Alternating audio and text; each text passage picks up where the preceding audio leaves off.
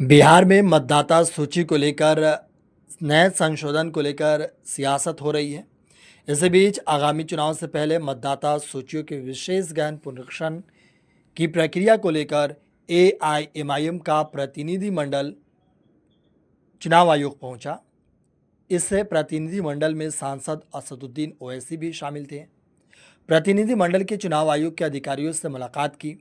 इस दौरान ओवैसी ने कहा कि हम मतदाता सूचियों के विशेष गहन पुनरीक्षण यानी एसआईआर के खिलाफ नहीं है, लेकिन इस प्रक्रिया के लिए थोड़ा और समय दिया जाना चाहिए। आपको बता दें कि इस दरमियान एआईएमआईएम के प्रमुख असदुद्दीन ओवैसी ने कहा कि अगर 15 से 20% लोगों के नाम मतदाता सूची से छूट भी जाए तो वो अपनी नागरिकता भी खो देंगे। अगर किसी का नाम हटा दिया जाएगा तो वो व्यक्ति न केवल अपना वोट खो देगा, बल्कि यह उसकी आजीविका का भी मुद्दा है। हमारा एकमात्र मुद्दा यह है कि चुनाव आयोग इतने कम समय में इस तरह की कवायद को कैसे लागू कर सकता है। लोगों को इस समस्या का सामना करना पड़ेगा और हमने व्यवहारिक कठिनाइयों को उजागर करते हुए इन मुद्दों को चुनाव आयोग के सामने रखा है।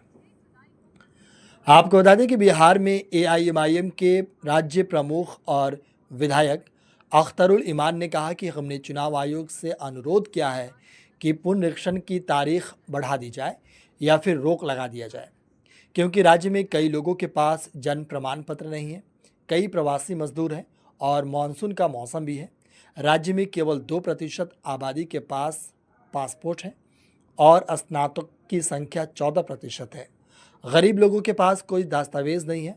बाढ़ के कारण कई लोगों ने अपने दस्तावेज और सामान खो दिए हैं। डर है कि लोग वोट नहीं कर पाएंगे। इससे पहले सुप्रीम कोर्ट ने मतदाता सूची की विशेष गहन पुनरीक्षण यानी एसआईआर प्रक्रिया के खिलाफ दायर याचिका पर सुनवाई पर सहमति जताई। सुप्रीम कोर्ट याचिकाओं पर 10 जुलाई को सुनवाई करेगा। मतदाता सूची पुनरीक्षण के खिलाफ सुप्रीम कोर्ट में राजद सांसद मनोज झा, एडीआर और टीएमसी सांसद महुआ मोहित्रा ने याचिका दाखिल की। आपको बता दें कि चुनाव आयोग ने 24 जून को बिहार में एसआईआर करने के निर्देश जारी किए थे, जिसका उद्देश्य अपात्र नामों को हटाना और यह सुनिश्चित करना कि केवल पात्र नागरिकता ही मतदाता सूची में शामिल हो।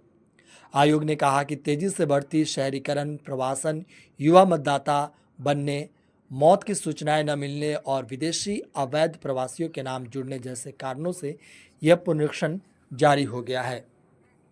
ये election commission of India Bihar में अक्टूबर या नवंबर में स्टेट असेंबली इलेक्शन होंगे विधानसभा के, तो समरी इंटेंसिव रिवीजन का ईसीआई ने अनाउंस किया।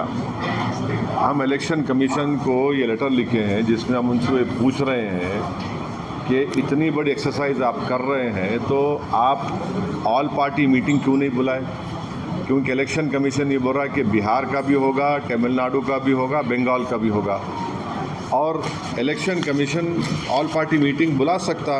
अभी तो कोई इलेक्शन नहीं है, आप बोलते इलेक्शन हो तो सुपीरियर बॉडी आर्टिकल 329 के तहत कोई इलेक्शन नहीं है। अब तो हम सब एक पेज पर है।